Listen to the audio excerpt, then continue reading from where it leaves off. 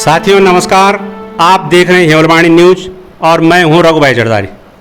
साथियों, आज आप चौंक रहे होंगे कि इनके साथ पुलिस महकमे के लोग क्या कर रहे हैं। दरअसल मैं जिस जगह पर बैठा हूं, ये जगह है रिपोर्टिंग चौकी पुलिस जाजल, और हमारे साथ यहाँ पर चौकी प्रभारी रावत जी हैं।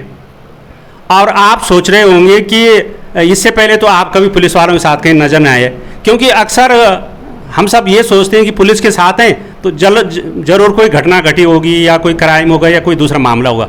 साथियों, दरअसल ऐसा मामला कुछ नहीं है।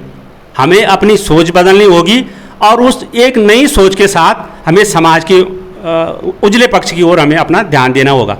तो आज हमारे साथ यहाँ पर मौजूद हैं जो जाजल जो रिपोर्टिंग चौकी है पुलिस की, उसके जो इंचार्ज हैं, चौकी प्रभारी हैं, ये शायद दीपक रावत जी। और दीपक रावत जी बीते रोज से चर्चा में हैं। क्यों चर्चा में है ये आपको शायद पता होगा, और जिन लोगों को पता नहीं है आज हम इस न्यूज़ के माध्यम से, इस विशेष रिपोर्टिंग के माध्यम से आपको बताना चाहते हैं। दरअसल क्या हुआ कि कल एक घटना घटी, घटना तो नहीं कह सकते उसको, लेकिन एक प्रसंग है। प्रसंग ऐसा है कि यहाँ नज़दीकी गांव की एक महिला जब यहाँ से गुजर रही थी, तो वैसे तो आमतौर पर लोग आते रहते हैं जाते रहते हैं, और क्योंकि पुलिस का काम होता है सतर्कता और हमारे देश की आंतरिक सुरक्षा, और सुरक्षा के साथ साथ बिल्कुल पैनी नज़र गड़ाए हुए कि कहाँ किस तरह की क्या चीज़ हो सकती है। तो पुलिस का अपना एक नज़रिया होता है हर चीज़ को देखने का। तो क्योंकि पुलिस की जो आंखें सेवा काल में जो कुछ उनको सिखाया जाता है, उस अनुभव को वो झोंक देते हैं अपने सेवा काल में और अपनी नौकरी में कि हमने क्या कुछ करना है। तो दरअसल जब जो प्रसंग मैं आपको बता रहा हूँ, वैसे तो आपकी मुँह जुबानी सुनेंगे हम, लेकिन मैं मोटे तौर पे बता देता हूँ कि जो महिला यहाँ से गुजर रही थी, तो उस महिला की मनोदशा कुछ ठीक नहीं थी।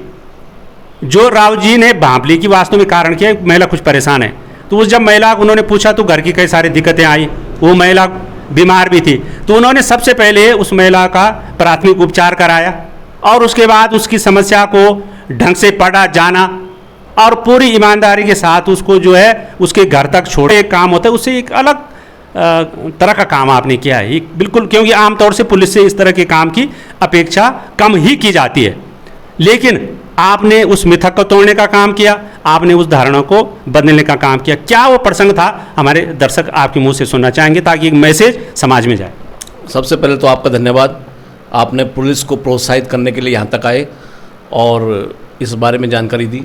ऐसा हुआ कल यही 11-12 बजे दोपहर का समय होगा, हम लोग यहाँ पे चालान कर रहे थे, चौकी के बाहर ही चालान कर रहे थे। तो इतने में ऊपर खाड़ी की तरफ से हमारी चौकी के सामने से एक महिला गुजरती पैदल पैदल दिखाई दी जी।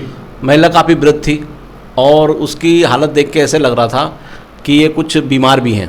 वो बार बार खांस रही थी और थोड़ी देर मैं उनको बहुत देर से वाच कर रहा था, थोड़ी देर वो बैठी भी, हमारी चौकी से थोड़ा पीछे बैठी, फिर चलने लग गई। मैं देख रहा था, मैंने कहा पैदल पैदल कहाँ जा रही है। आजकल सब कावड़े जा रहे हैं, एक कावड़िया भी नहीं है, पहाड़ी वेशभूषा में है। तो मैंने उनसे कहा, माता जी को प्रणाम किया, माता जी आप कहाँ की रहने वाली हैं, कहाँ जा रही हैं इतनी धूप में। तो वो कहने लगी, बेटा मेरे को ऋषिकेश की गाड़ी में बैठा दो। तो मैंने कहा ऋषिकेश की गाड़ी में तो यहाँ से मिलती नहीं है माता जी, मतलब ऋषिकेश आप क्यों जाना चाह रही हो। मैं कुछ शंकित हुआ, मैंने कहा पुलिस की नज़र हमारी। तो वो कहने लगी कि बेटा बस मुझे तुम बैठा दो और मैं ऋषिकेश जा सकता हूँ। मैंने कहा फिर भी माता जी आप बैठिए, आपकी तबीयत ख़राब लग गई है, आप अपना नाम पता उनका पूछा, नाम पता बताइए, कौन से गांव की है, क्या समस्या है बताइए, आप हमसे शेयर कीजिए, अकेले क्यों जा रही हैं, आपके बेटा वगैरह नहीं है क्या।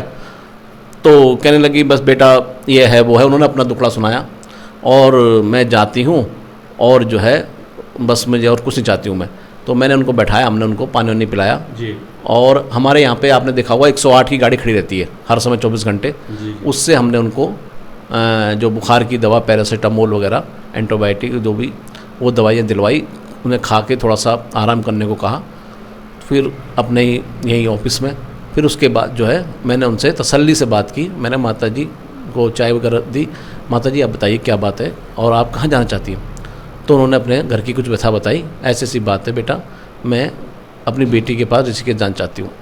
मैंने माता जी इस तरह से तो अब वो नहीं हो पाएगा, आप अकेली नहीं है, अपने बेटे को बुलाइए। उनके बेटे वगैरह को फ़ोन किया तो फ़ोन नहीं मिला। तो फिर जो है मैं उनको अपनी गाड़ी में बैठा करके, वो जिद कर रही थी, हट कर रही थी, अपनी गाड़ी में बैठा करके उनके घर तक छोड़ के आया। उनके बेटे, बहू, पोतों पोतियों को भी समझाया कि क्या कारण है, तो जो है आप जो माता जी को अकेले छोड़ दी। तो उन्होंने अपनी कहानी रखी, अपनी बातें बताई। तो इस तरह से जो है मैंने साधारण ड्यूटी निभाई। रावत जी, क्योंकि पुलिस के प्रति अक्सर यही देखा गया है कि पुलिस का काम सुरक्षा का है, चालान का है और तमाम जो यातायात का है, क्राइम को रोकने का है। लेकिन ये क्योंकि इससे पहले भी आप जो है इस तरह के कामों को लेकर आप चर्चा में आए हैं, और न केवल आपके जो पुलिस के उच्चाधिकारी हैं उनकी ओर से आपको जो है प्रोत्साहित किया गया, अपितु उन लोगों की ओर से भी जिनकी आपने मदद की है। तो ये भाव क्या, किस तरह का, ये क्या आपका ये अचानक ही आपका इस तरह का था? ये बचपन से ये कहीं किसी को तो कोई बोलता है कि मुझे तो अपने पिताजी से ये प्रेरणा मिली है समाज सेवा के साथ में, या कोई बोलता है कि मुझे मेरे साथ ही फलानी कोई घटना हुई तब से मेरा मन बदला है। तो क्या आपके साथ कैसा है, मतलब आप ये चीज़ें, क्योंकि पुलिस में तो इतने सारे लोग हैं, तो हर किसी के दिमाग में ये बातें नहीं आती। जी, मेरे को दरअसल आप सही कह रहे हो, मुझको प्रेरणा कहूँ तो मुझे प्रेरणा मिली, आपने देखा हुआ एक शांति कुंज हरिद्वार है जी, वहाँ पे डॉक्टर श्री राम शर्मा आचार्य जी का मैंने साहित्य पढ़ा। अच्छा। और मुझे तब पता चला कि आदमी चाहे किसी फील्ड में हो, हम ये सोचते हैं कि यार हम छोटी सी जगह में हम यहाँ क्या सुधार लेंगे। आप एक गांव में हैं जी, एक डॉक्टर हैं, आप उस अस्पताल में उसके आसपास सुधार ला सकते हैं। एक पुलिस वाले एक चौकी में हैं, एक अध्यापक हैं, आप बच्चों को पढ़ा करके उसमें परिवर्तन ला सकते हैं, समाज में परिवर्तन ला सकते हैं। तो मेरा ये मानना है कि पुलिस से मैंने जब बारीकी से ऑब्जर्वेशन किया अपनी नौकरी के दौरान, तो मैंने ये पाया कि यार सबसे ज़्यादा मानव सेवा का मौका अगर किसी को दिया है ईश्वर ने, तो वो हम लोगों को दिया है, पुलिस को दिया है।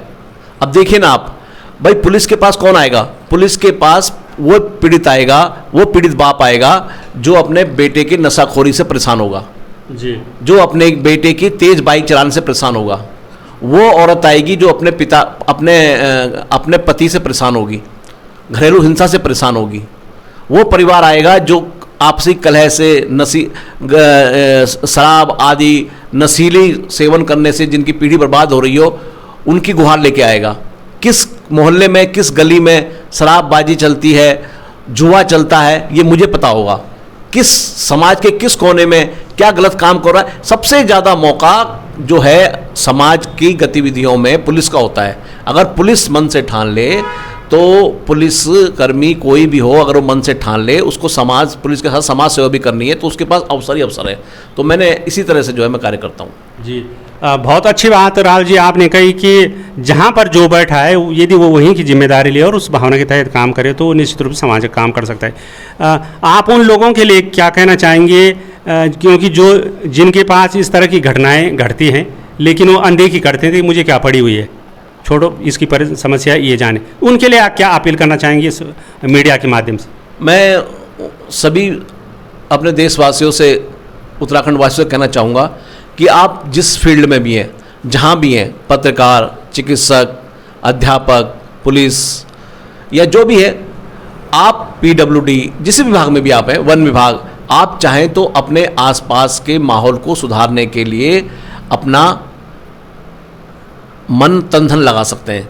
और उसको लगाने के बाद आप देखेंगे कि आपके आसपास के माहौल में एक सकारात्मक प्रभाव पड़ रहा है। और इस तरह छोटे छोटे सभी लोग करेंगे प्रयास तो पूरे देश सफल हो जाएगा, पूरा देश सुधर जाएगा, पूरे देश में एक क्रांति आ जाएगी।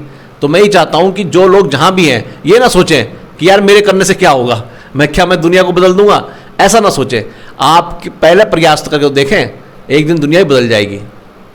बहुत बहुत धन्यवाद रावत जी। और जिस तरह की पहल आपने की है, उम्मीद करते हैं कि जब तक आपका सेवा कार्य रहेगा तब तक आप इसी प्रकार समाज के प्रति, अपने पुलिस महकमे के प्रति जिम्मेदार रहेंगे, और जो पीढ़ी है, जो लोग हैं, उनको भी एक जो है आप एक अच्छा संदेश देने का काम करते रहेंगे।